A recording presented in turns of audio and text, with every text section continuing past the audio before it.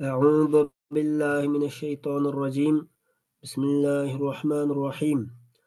الحمد لله رب العالمين والعاقبة للمتقين، والصلاة والسلام على نبينا محمد وعلى آله وصحابته ومن اتبعهم بإحسان إلى يوم الدين. اللهم لا علم لنا إلا ما علمتنا إنك أنت العليم الحكيم. ربنا لا تزغ قلوبنا بعد إذ هديتنا وهب لنا من لدنك رحمة إنك أنت الوهاب. بسم الله الرحمن الرحيم. قال الله تعالى: استعيذ بالله. قل إن كانت لكم الدار الآخرة عند الله خالصة من دون الناس فتمنوا الموت إن كنتم صادقين. Sure Baqara'nın 94. ayeti keldik. Allah Teala yani şu Yahudilarninki qilmishlari to'g'riliq shularning ahvoli to'g'riliq so'zlab ketyapti. Bu Yahudiylar oxirat diyori Allohning dargohida faqat bizga xos, boshqa insonlarga emas degan bir so'zni qilgan ekan. Shuni qarata Alloh taolo deyapti: "Aytqini Muhammad alayhissalom, agar oxirat diyori Allohning dargohida boshqa insonlarga emas sizlarga xos bo'lgan ish bo'lsa, unda bo'lsa o'limni orzu qilib taqinglar. Agar shu gapinglarda rostchil bo'lsanglar" deydi. Ya'ni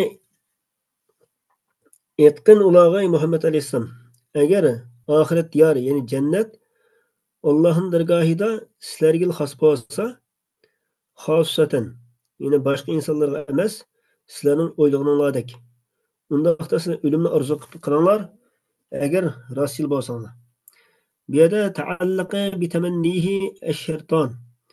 Ularningki orzusiga, ya'ni o'limni orzu qilishni iborat, shu orzu qilishiga ikki shartni aloqador qildi deydi. Biri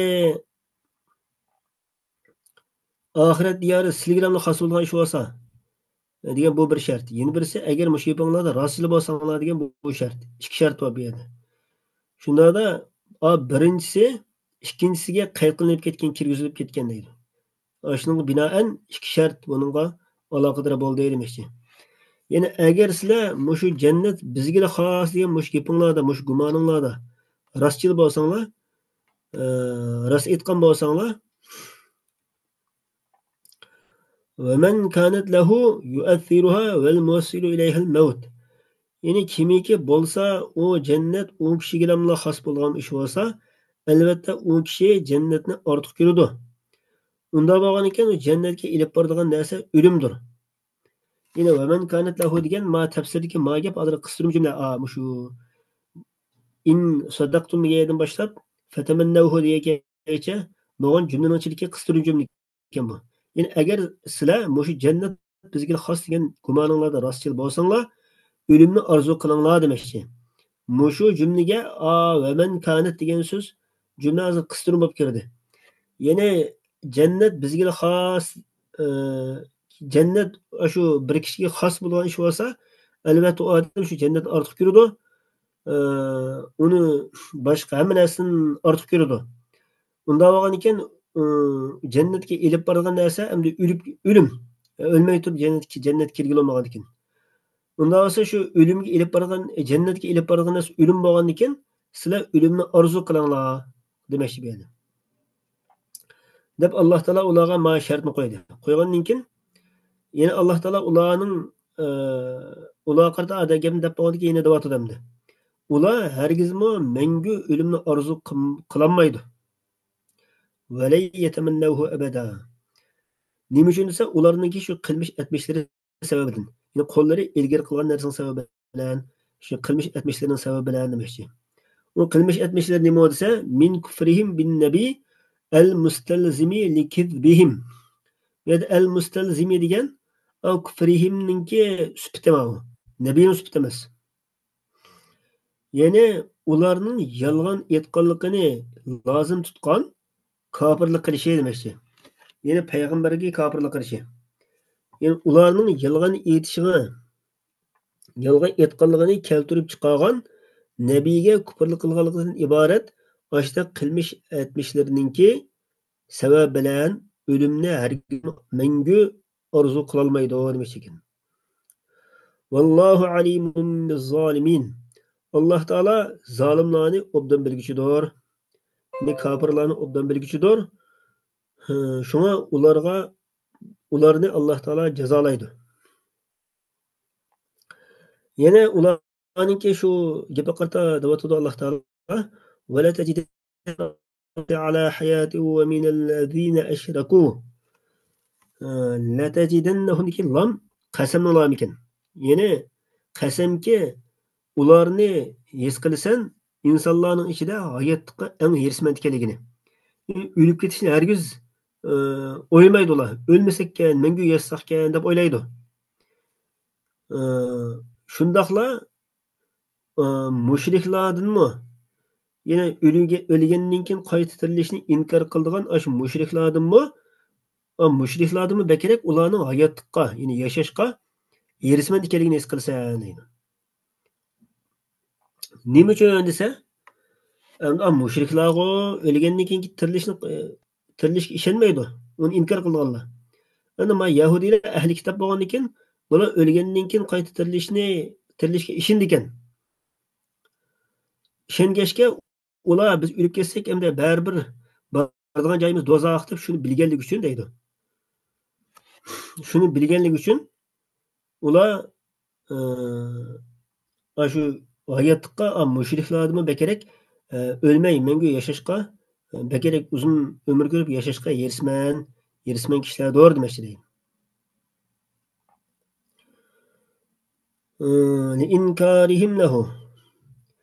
Mushriklar ularninki o'lgandan keyin qaytarishni inkor qilganligi uchun mushriklarmi u baribir do'zaxga boradi. Mala o'zlarining do'zaxga borligini aniq biladi deydi. Do'zax kirib ketganligini aniq bilganligi uchun shu mushtaq hayotga va kerisman kishilar ekanligini his qilsan demoqchi ekan. Yavatdu. Ya'ni yavatdu degan yatamanna degan gap ekan. Ular orzu qiladi. Ularning birisininki agar yashashni deydi. Alf sanatin. 1000 yil yashashni orzu qiladi. Law yu'ammaru degan law masdar bo'lib an ma'nosida. Ya'ni masdar ta'vil deymiz buni. Masdar sarih emas, masdar ta'vil. Ya'ni an yu'ammara, ya'ni ta'mir degan ma'noda. Ammara yu'ammiruninki masdari ta'mir chiqdi. Shu ta'mirun ma'nosidagi masdar ma'nosi bor demoqchi bu yerda. U chaqda bu lav o'zining silasi bilan qo'shilib keyindagi so'z bilan demoqchi. Masdarninki ta'vilida bo'ladi, ya'ni masdar deb qaraymiz. U chaqda bu yavadduninki maf'uli bo'ladi deydi. Maf'ulun bisi. Yani yawaddu ahaduhum ta'mira alf sanatin degan bo'ldi. Yani ularning biri 1000 yil yashtirishini, yani 1000 yil umr ko'rishni orzu qiladi demoqchi. Va ma huwa bimuzahzihihi min al-azab ay yu'ammar. Yani ularning biri u azobdan yiroq qilinuvchi emasdir. Yashi. Yani ularning uzun umr ko'rib unday uzun yashagan taqdirdami u uzun umr ko'rish ularni azobdan yiroq qilmaydi. Vallohu basirun bima ya'malun. Alloh taolo ularning qilgan ishlarini ko'rib turg'uchidir. Yani ya'malun, ta'malun deb o'qildi debdi. Shu ularga shu qilganlari qarta jazolaydi deydi. Hem keyingi oyatga kelsak, Qul man kana aduwwan li Jibril fa innahu nazzalahu ala qalbika bi idnillahi musaddiqan lima bayna yadayhi wa hudan wa bushra lil mu'minin. Yani İbn Suriya degan kishi Payg'ambar alayhisolamdan yoki Umar roziyallohu anhudan farishtalarning ichida vahiyni qaysi farishta olib keladi deb so'ragan edi. Shuni so'ralg'uchi Jibril, ya'ni Jibril alayhisolam vahiyni olib keladi deb javob berdi. Shundan İbn Suriya u Jibril bo'lsa bizga azobni olib kelgan bizning dushmanimizdir dedi deydi. Agar Mikail alayhisolam Mikail degan farishta vahiy olib kelgan bo'lsa, biz uningga iymon etdik. Chunki u Mikail degan farishta mo'lchilikni va tinchlikni olib keldi degankan. Degandan keyin Alloh taoloning buni oyati nozil bo'lgan edi. Aytqinki, Muhammad alayhisalom ularga kimiki Jibrilga dushman bo'ladi ekan, falyamut g'ayzan. U ochiqdan o'lib ketsin. Men kanadiki menning falyamut degan demoqchida bu yerda. Fa innahu nazzalahu. U Jibril alayhisalom olib keldi uni, tushirdi u Qur'onni sening qalbingga Allohning izni bilan, ya'ni Allohning amri bilan sening qalbingga Qur'onni tushirdi. U Qur'on bo'lsa, o'zining ilgirki kitoblarni tasdiq qilgan holatdagi bir kitobdir. Va hudan va ozg'unlikdan hidoyatni bayon qilib bergan holatdagi bir kitobdir. Va bushro lil mu'minin va mu'minlar uchun jannat bilan xush bishorat beradigan holatdagi bir kitobdir. Ya'ni musaddiqa degan bu shu Qur'ondan hol bo'ladi-da, bu şey demisi. Hol. Men kana aduwwan lillahi ve malaikatihi ve rusulihi ve Cibril. Endi Alloh taolo o Jibril alayhissalomga dushman bo'lganlar bunda bo'ladi. Jibril alayhissalomga mundaq farishta deb qo'ygandan keyin oxirida Alloh taolo bizga bir aqidaviy bir dars beryapti demdi. Bizniki musulmonlarninki mush farishtalarga, payg'ambarlarga qarata qandoq pozitsiyada bo'lishimiz to'g'riliq bir ta'lim beryapti demdi. Kimiki Alloh taologa, Allohning farishtalariga, Allohning payg'ambarlariga va Jibril alayhissalomga, Mikail alayhissalomga dushman bo'ladi ekan, haqiqatan Alloh taolo kofirlar uchun dushmandir. Ya'ni iymonning 6 shoxchisi Allohga iymon etish, Allohning farishtalariga iymon etish, Allohning avatgan payg'ambarlariga iymon etish, shu payg'ambarlarning ichidagi bir qism payg'ambarlarga tushgan kitoblarga iymon etish, o'lgandan keyin tirilishning haqiqatligiga iymon etish, eng oxirgisi taqdirga iymon etish deymiz endi. Iymonning shoxchisi 6. Hozir Alloh taolo iymonning shoxchilarini bizga bayon qilib beradi.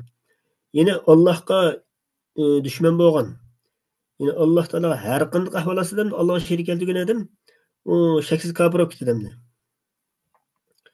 Allohning farishtaga iymon etmasa, u iymonning bir shaxsini inkor qilgan bo'ldi, kofir bo'lib ketadi. Allohning payg'ambarlaridan birasini inkor qilib qolsa-mu, uni iymon etmasa-mu, yine kofir bo'lib ketadi. Masalan, Jibril alayhissalom, Mikail alayhissalom shu farishtalarning ichidagi farishtalar.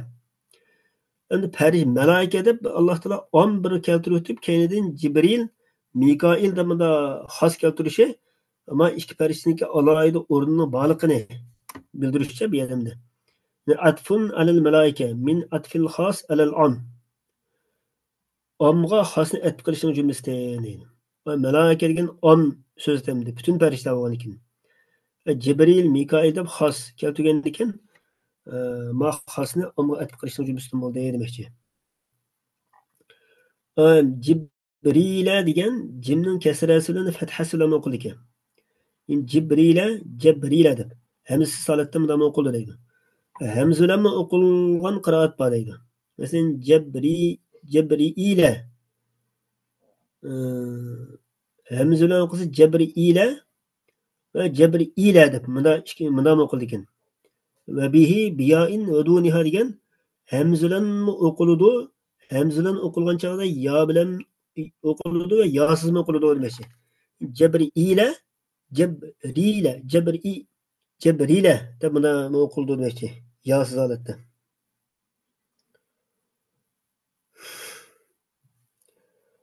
Jibrila deb bunday o'qildi ekan. Jibrila deb bunday o'qilgan qiroat bor ekan. Mikailning qiroatida o'sha hamza bilan yo bilan o'qildi deydi. Yana bir qiroatda yosiz o'qilgan. Mikaila deb. Fa innalloha aduwwun lil kafirin degan dastlabda kofirlarning ahvolini bayon qilib kelayotgandan keyin aduwwul lahum deb keltirsin bo'ladi. Bu yerda lahumning o'rniga zohir holatda lil kafirin deb deydi. Nima uchun desa, ularning holini bayon qilish uchun. Xo'sh, endi keyingi oyatda "Va anzalna ilayka ayatin bayyinat."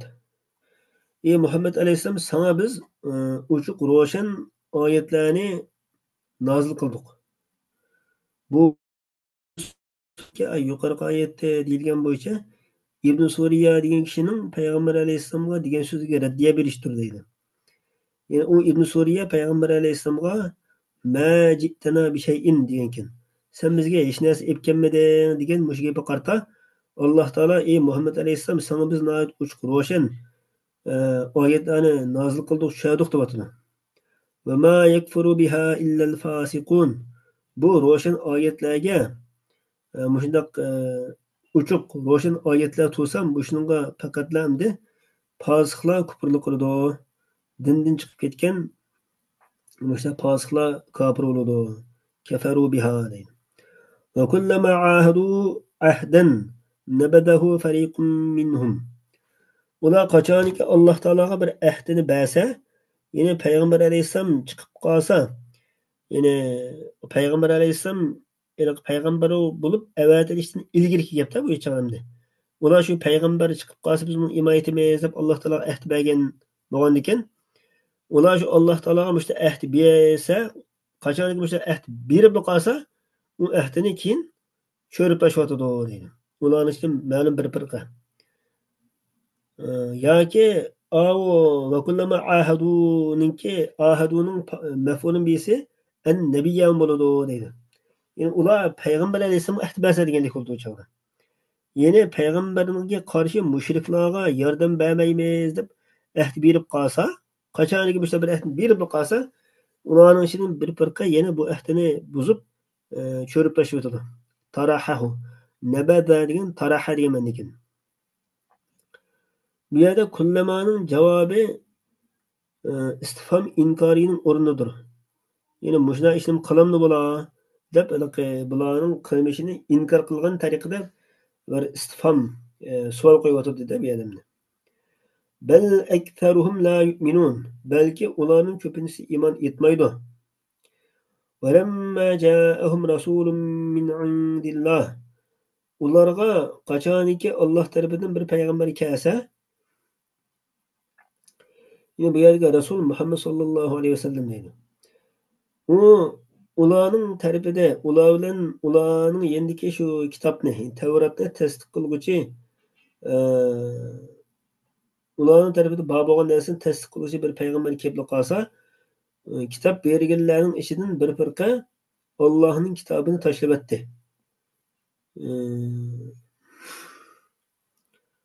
Kitoballoh. Yani bir Kitaballohdan murod Tavratdir deydi. Yani Allohning kitobini tashlab o'ttirgan, Tavratni tashlab o'tdi demoqchi ekan. Vara'a zuhurihim. Yani orqasiga cho'rib tashlab o'tdi.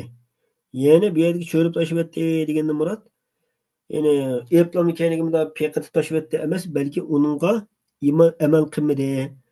Tavratda bor bo'lgan payg'ambarga, Muhammad alayhissalomga va boshqa payg'ambarlarga iymon etish kerak degan shu mazmunlarga amal qilmadi demoqchi ekan. Xuddi ular buni bilmaydigandeklarla ashna qildi deydi. Ma fiha min annahu nabiyyun haqqun aw annaha kitabulloh. Yani uning ichidagi Tavratda bor bo'lgan Muhammad alayhissalom haq payg'ambardir. Yoki u